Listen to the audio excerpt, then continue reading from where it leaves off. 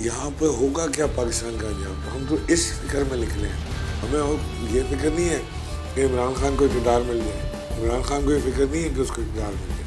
عوام کا احتجاج تو سر بھرپور ہو گیا، لوگ بھی نکل آئے. اب پی ٹی آئی اس احتجاج کو، اس معاملات کو لے کر اب کس طرح آگے بڑھے گی؟ عوامی مارچ ہوگا، کوئی دھرنا ہوگا، کیا ہوگا سر؟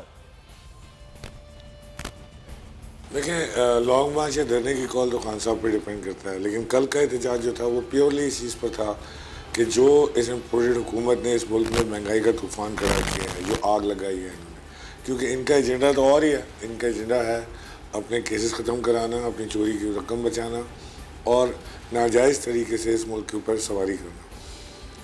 ہم نے ان کو پہلے ہی بتایا تھا کہ جی یہ رجیم چینج کا جو معاملہ ہے اس میں اکانومی کو بے انتہا نقصان ہوگا. آج ڈالر 210 روپے پہ پہنچ گیا.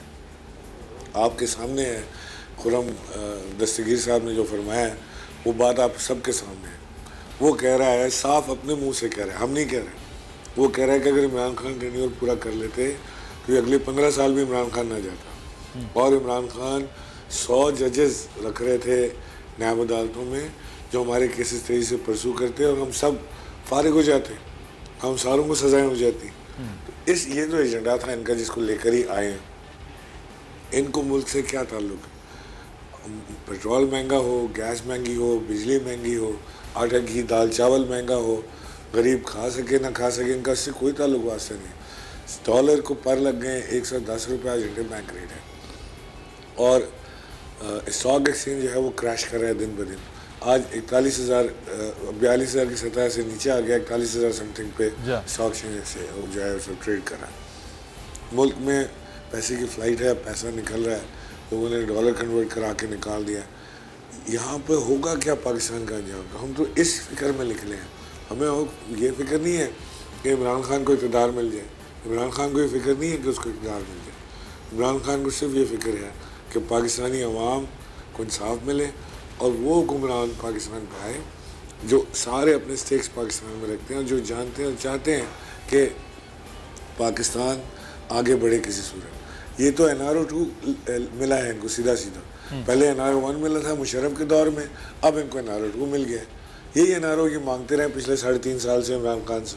عمران خان وہ دے دیتے آرام سے اپنا ٹرم مکمل کرتے، نہیں دے رہے تھے. ان کو مل گیا امریکن سائفر.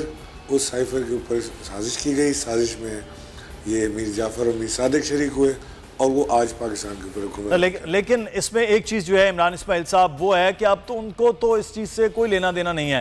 اب وہ تو حکومت بھی کر رہے ہیں، آپ کے خلاف مقدمات بھی بنا رہے ہیں، مہنگائی بھی وہ کر رہے ہیں اور پارلیمان کے اندر جو مرضی چاہے وہ کر رہے ہیں، قوانین بھی وہ پاس کر رہے ہیں. تو سر جب یہ سب چیزیں ہو رہی ہیں، وہ من مرضی کر رہے ہیں، تو پھر ان کو تو کوئی روکنے والا بھی نہیں.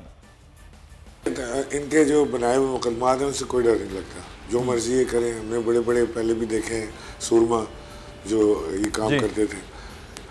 یہ صرف بزی رکھنا چاہتے ہیں ہمیں دوسری طرف اور ادھر سے اپنا کام نکالنا چاہتے ہیں.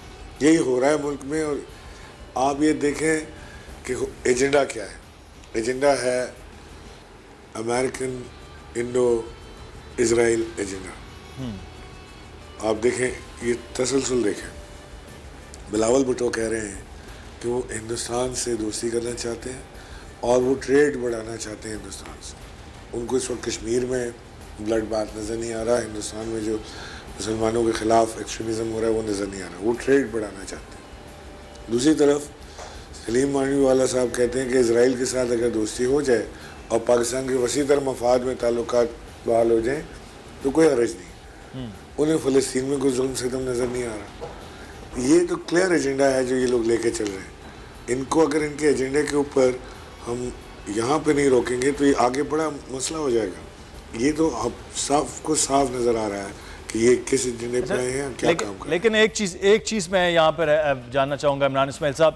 NA-240 کا الیکشن ابھی کراچی میں ہوا تو اس میں تو آپ تھے نہیں، لیکن NA-245 آپ کی سیٹ ہے، تو اب اس پر کیا آپ حکمت عملی، اب آپ کا امتحان ہے، اس سیٹ کو بچا لیں گے؟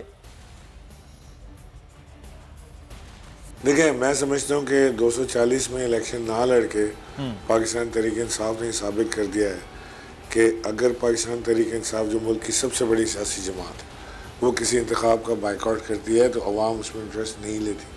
There is no match، دلچسپی نہیں ہے. پیپلز پارٹی نے 5000 ووٹ لیے اور ملک میں کراچی کی سب سے بڑی جماعت کے دعوے دار میں آپ سے کہہ رہا ہوں ایم کیو ایم بڑی مشکل سے 12-13 ہزار ووٹ لے پائی. تو یہ تو کوئی 8% کے اوپر ووٹنگ ہوئی ہے. اب ہم دکھائیں گے 45 میں آپ دیکھیے گا ووٹر ٹرن آؤٹ کتنا بڑا ہوتا ہے جہاں پہ عمران خان کی جماعت حصہ لے رہی ہے. تو انشاءاللہ نہ صرف اپنی جیت کو ہم ڈیفینڈ کر پائیں گے بلکہ ایک بہت بڑے مارجن سے ہم ڈیفیٹ دیں گے. دوسری جانب پنجاب کی اگر ہم ساتھ بات کریں ایم کیو ایم کی بات کرتے ہیں عمران صاحب, پنجاب میں ہر جگہ اس وقت مسلم نون بیٹھی ہے, آپ پوزیشن لے پائیں گے وہاں پہ بھی اب ضمنی الیکشن تیاری ہے؟ بالکل ہم اپنی سیٹیں لے پائیں گے, ہمیں کوئی ڈر خوف نہیں ہے. یہ جو اس وقت جعلی گورنمنٹ پنجاب میں بیٹھی ہوئی ہے جو بڑی مشکلوں سے جنہوں نے وزیر اعلیٰ الیکٹ ہوئے ہیں ایک ہوٹل کے اندر, اور جو بجٹ اجلاس ہے وہ ایوان اقبال میں پاس کیا جا رہا ہے, اسمبلی کو ریڈنڈنٹ کر دیا گیا ہے, اسپیکر کو ختم کرنے کی کوشش کی جا رہی ہے. ایسا تو کسی ڈکٹیٹرشپ میں بھی ہم نے نہیں دیکھا جیسے اس دور میں.